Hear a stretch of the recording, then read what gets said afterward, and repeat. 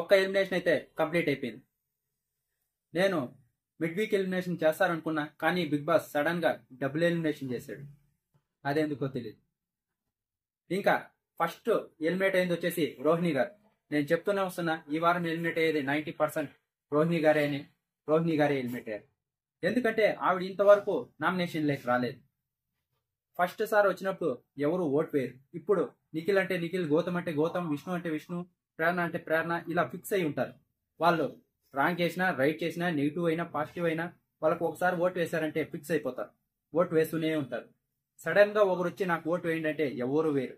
అందుకే నేను చెప్పా, టాప్ 5 లో ఎవరైతే ఉన్నారో వాళ్ళు లాస్ట్ 5 వీక్స్ ఉన్నప్పటి నుంచి నామినేషన్ లేక వస్తేనే గెలిచేకి ఇంకా ఎక్కువ ఛాన్స్ ఉంటుంది. ఎందుకంటే ఫిక్స్ అయిపోతారు, వీళ్ళకి ఓటు వేస్తున్నామా, ఓటు వేస్తూనే ఉంటాం అలా. ఇంకా రోహిణి గారు అయితే ఈరోజు ఎలిమినేట్ అయిపోయారు. కారణం అయితే ఇదే, నామినేషన్ లేక రాలేదు.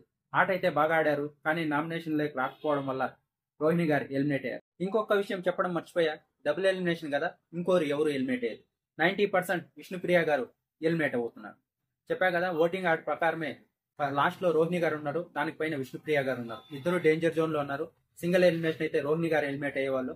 ఇప్పుడు డబుల్ ఎలిమినేషన్ కాబట్టి విష్ణుప్రియ గారు 90% ఎలిమినేట్ అయ్యే ఛాన్సెస్ ఉంది.